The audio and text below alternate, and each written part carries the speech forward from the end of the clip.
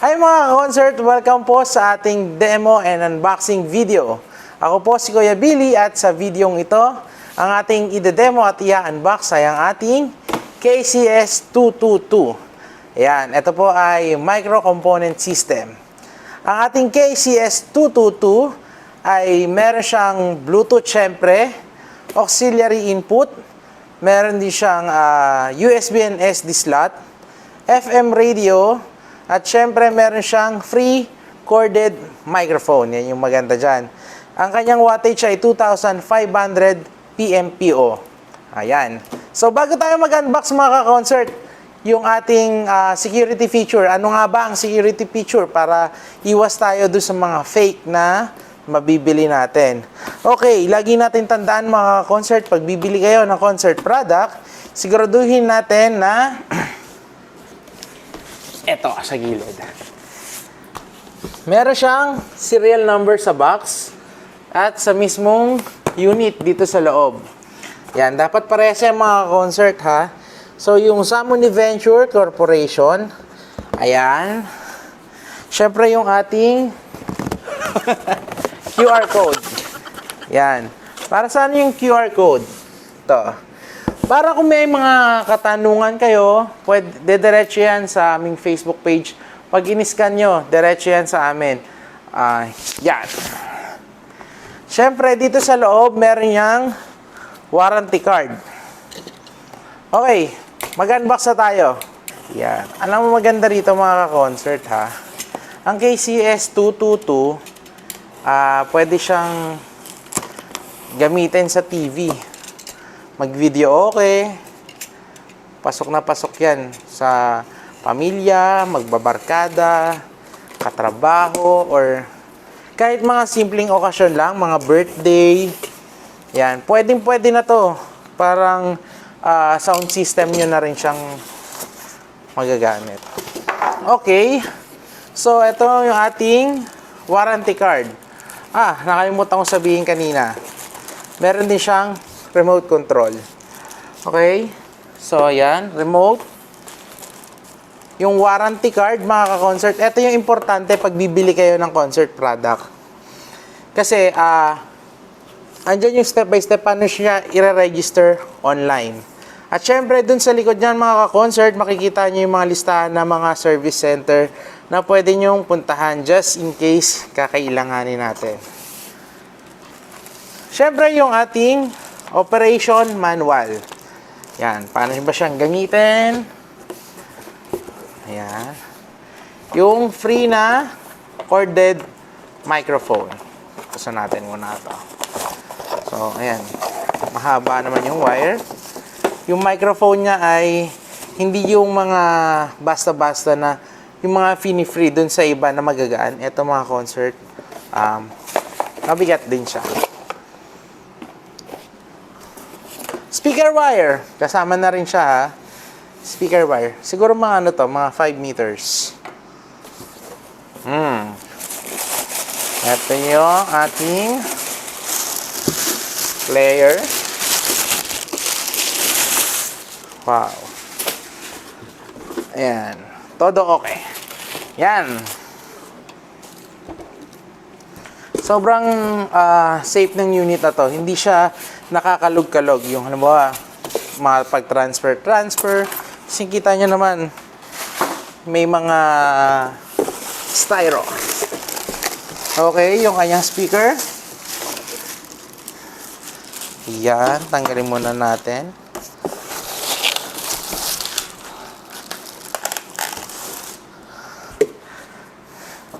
Sa ilalim, another styro. Yan. Nyaw. So natin to.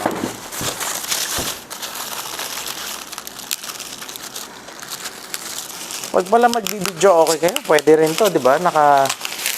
Yung phone nyo, naka Bluetooth. Or may mga inuman session kayo. Pwede na yan. Kahit wala kayong TV na pang monitor. Basta meron kayong cellphone. Tapos, internet. Okay na. Solve na kayo dito mga concert. So, setup lang muna natin, ha.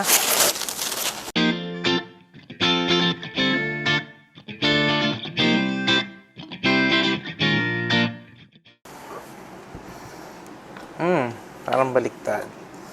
Pag ganyan. So, yung speaker niya mga concert, meron din siyang wall mount. Pwede nyo siyang isabit. Ayan. Or, kung gusto nyo, pwede naman siyang stand. Lagyan nyo lang siya ng base plate. Ayan. Available din yan dito sa amin, ha, yung mga base plate na yan.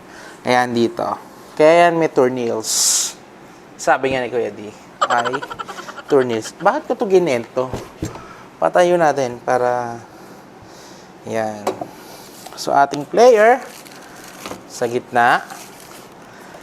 Tayo ka muna, bebe. Yan. Okay. So, dito muna tayo sa ating player. Kikita nyo dito sa likod, dito niyan pwedeng ilagay yung syempre yung mga speaker, yung mga input, yan. Yung microphone 2, ayan. Syempre, dahil may FM tayo, yung antenna, yan.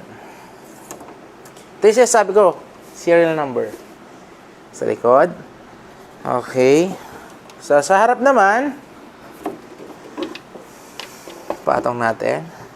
Sa harap, makikita nyo dito yung mic input din. Nandito yung isa. Then, sa likod yung isa. So, mic volume. Meron siyang mic treble, mic bass, and echo. Pwede nyo siyang iayos. Depende sa gusto nyong tunog. So, meron din siyang sariling treble tsaka bass and yung volume. Siyempre, yung mga mode andyan. Input at yung display. Okay. Siyempre, bago natin gamitin, i-connect natin. So, sa pagko-connect naman ito mga concert, same lang din naman dun sa iba. Yung ginagamit natin na mga speaker wire. Ayan. Ang haba. So, meron siyang black and red. Siyempre, dito sa likod, ito mas maganda kasi iniipit lang siya. Siyempre, yung red, lalagay natin dun sa red. At yung black ay para sa black. Ang galing ko, no? Amazing. Same lang mga ka-concert dun sa kabila na speaker, pero syempre dito muna tayo sa player. Kakabit din natin to para naman tumunog siya.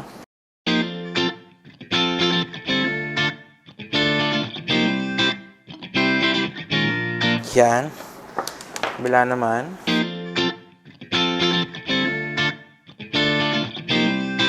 Ganda nito kasi sobrang ano lang niya, tawag dito. I-set up mo sa bahay, hindi siya agaw space sa lagay mo ng TV, stante mo, hindi siya ganung kukuha ng space kung gusto mo mag-video okay. May bigla kang dumating na bisita or dumating yung bisita mong or kaibigan mong singer-singeran. 'Di ba? Yan, instant may video okay ka na agad. Lalagyan mo na siya ng TV or gamit yung cellphone mo. Okay. Siyempre, sasaksak muna natin. Ang switch neto mga concert ay nasa harap. Yan. Kita nyo, milaw na siya. Yung remote, gamitin natin to. Ang remote niya naman ay dalawang AAA. Kailanganin natin ng AAA battery, dalawa. Para sa ating remote. Okay. Okay, tulad na lagi natin sinasabi, pag magpapatugtog tayo gamit yung ating USB, syempre hindi na natin kinakailangan pindutin yung mode natin dahil once isaksak mo ang USB dito ay automatic yan na mag-play. Kasi siya yung priority niyan.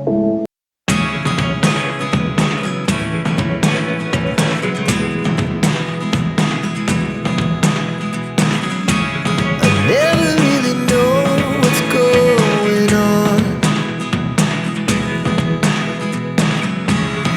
Look at me sometimes like all you want to do is run. Hear me out, hear me out. It's all the things you never show. There are the things I want to know. Secret start in your heart so slow. But if you don't wanna tell me now, I guess I'll never know. Losing almost all my energy. It's getting hard to talk to you, and I'm the only one who speaks. It's all the things you never show.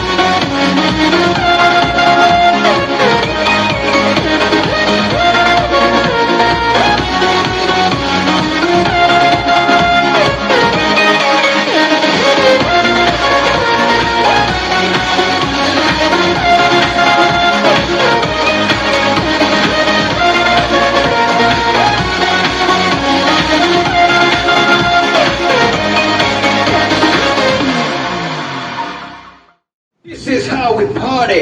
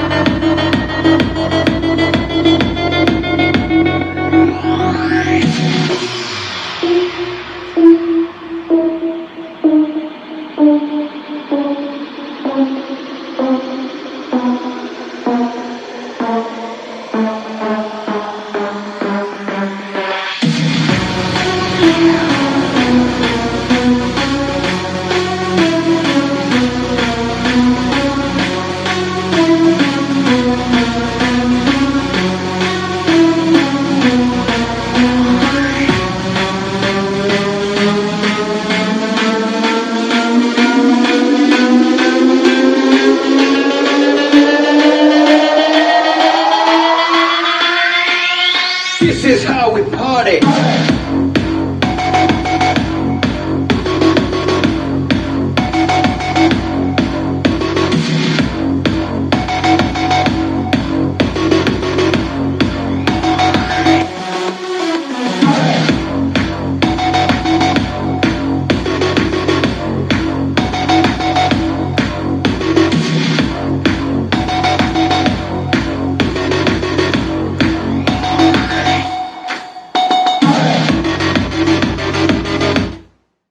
Okay, ngayon sa pag-connect naman gamit yung ating cellphone, Siyempre, i-open natin yung ating Bluetooth. Ngayon, hanapin natin yung kanyang Bluetooth name. Okay. So, ang kanyang Bluetooth name ay BT Amplifier. So, syempre, i-connect muna natin to. Kailangan natin i-pair. Ayan. Narinig nyo mga concert? Yan yung ating Bluetooth.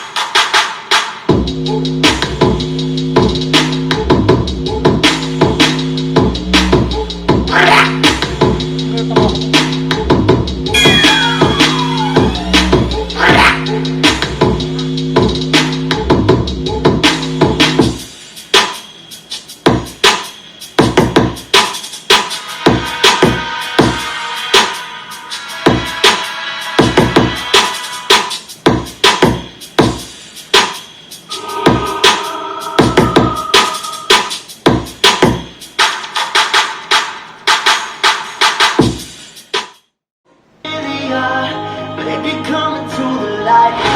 I wanna know you. I wanna know you. I wanna know you.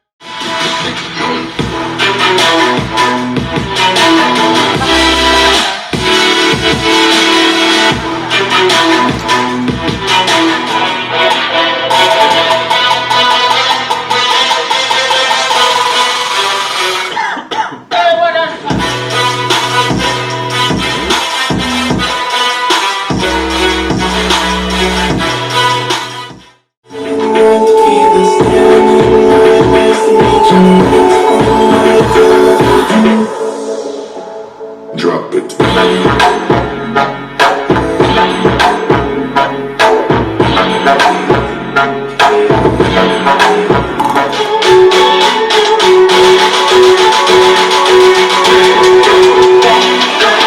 Teach me about fucking style.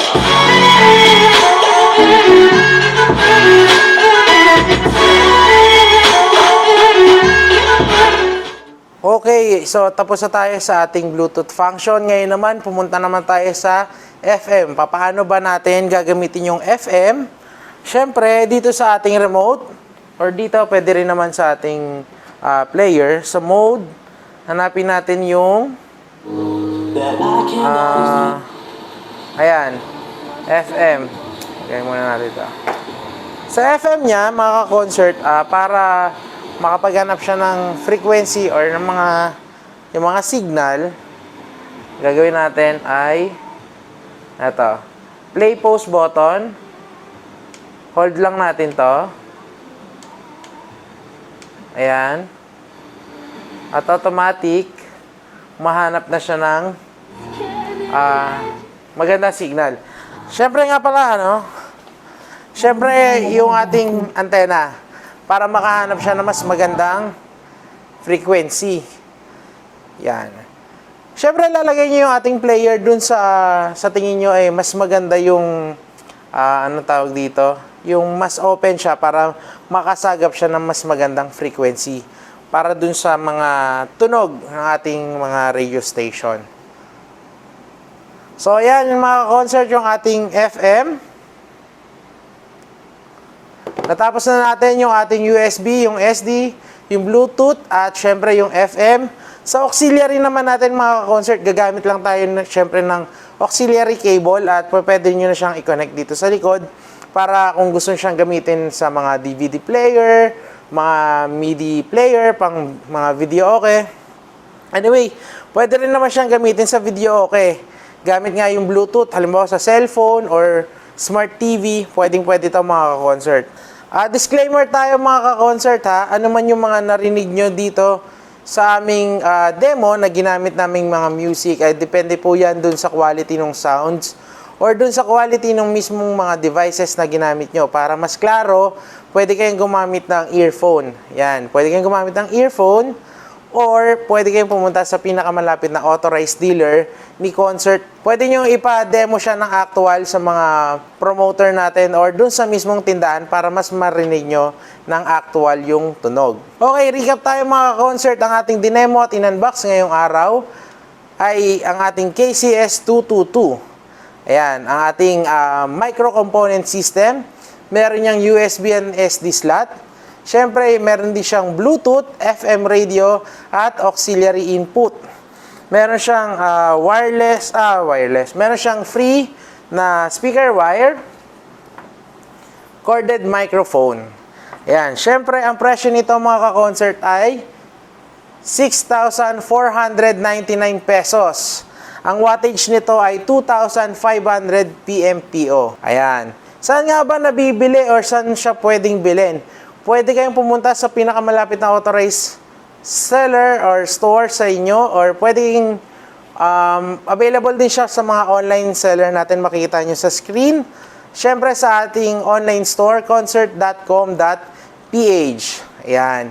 Siyempre kung may iba pa kayong mga katanungan dito, pwede kayong mag-comment sa aming Facebook page, Concert Philippines. I-like nyo na rin po yan para lagi kayong updated sa mga bagong kaganapan sa concert. At syempre yung ating YouTube channel, Concert Philippines. Mag-subscribe na po kayo dyan at i-click ang notification bell para lagi kayong updated sa mga bagong uploads ni Concert.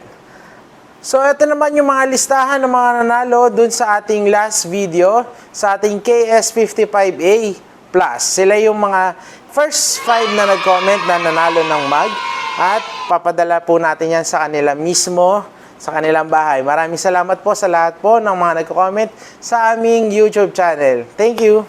Ayan, hanggang sa susunod na video, maraming salamat po sa panonood. Ako po ulit si Kuya Billy. Kita-kits! Bye-bye!